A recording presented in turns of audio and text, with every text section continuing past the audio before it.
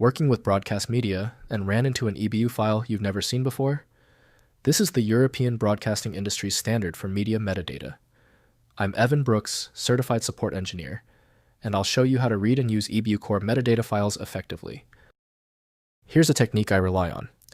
For truly stubborn EBU files, you need a software that can work outside the box, a true piece of file magic. My top pick is linked below. An EBU file contains metadata based on the EBUCore standard, developed by the European Broadcasting Union. It is used in professional broadcasting workflows to describe audio and video content, detailing information like title, creator, rights, and technical specifications. Users encounter this when managing media assets in a broadcast environment. The EBU file is typically an XML-based text file adhering to a specific schema defined by the EBUCore standard. This structured, human-readable format was chosen for its interoperability, allowing different broadcast systems and software to easily parse, exchange, and archive rich metadata alongside media content. For EBU, use broadcast tools as your initial compatibility check. Viewing this file correctly requires specialized software that ignores the Windows association data. Windows cannot display the relationships inside the index, so correct viewing requires specialized tools. We'll systematically check compatibility. Right-click your EBU file and choose Open With. Start with the most relevant-looking option in the list, especially anything mentioning broadcast tools. If it fails, try the next app until one opens it. If the EBU file won't open, don't panic. The error you're seeing is standard for an EBU file lacking the right context. Quickly review these key details with me before we move on to the fix. First, viewing the metadata. Open the EBU file in any text editor like Notepad++ or Visual Studio Code to view the raw XML structure. The hierarchical elements describe content with human-readable tags.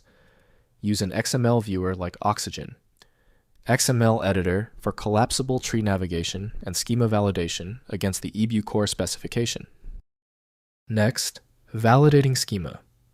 Validate the EBU file against the official EBUCore XSD schema using Oxygen XML editor or XML-lint command line tool.